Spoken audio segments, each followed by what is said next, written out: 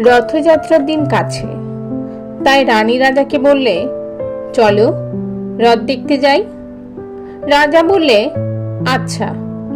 ঘোড়াশাল থেকে ঘোড়া বেরোলো, হাতিশাল থেকে হাতি, ময়ূরপঙ্খী যায় সারে সারে, আর বল্লম হাতে সারি সারি সিপাই সান্ত্রী, দাস দাসী দলে দলে পিছে পিছে চলল। কেবল বাকি রইল একজন, রাজবাড়ির ঝাঁটার কাটি কুড়িয়ে আনা তার কাজ। সর্দার এসে দয়া করে তাকে বললে, ওরে তুই যাবি তো আয়। সে হাত জোর করে বললে, আমার যাওয়া ঘটবে না। রাজার কানে কথাটা উঠল, সবাই সঙ্গে যায়, কেবল সেই দুঃখীটা যায় না। রাজা দয়া করে মন্ত্রীকে বললে, ওকে ও ডেকে নিও। রাস্তার ধারে তার বাড়ি।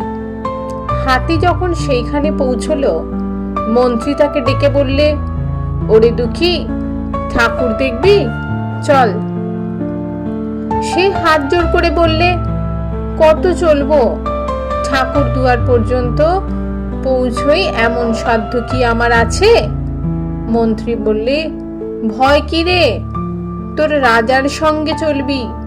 সে বললে, সর্বনাশ, রাজার পথ কি আমার পথ? মন্ত্রী বললে, তবে তার উপায়? তোর ভাগ্যে কি রথযাত্রা দেখা ঘটবে না? সে বললে, ঘটবে বই কি, ঠাকুর তো রথে করেই আমার দুয়ারে আসেন। মন্ত্রী হেসে উঠল, বললে, তোর দুয়ারে রথের চিহ্ন কই?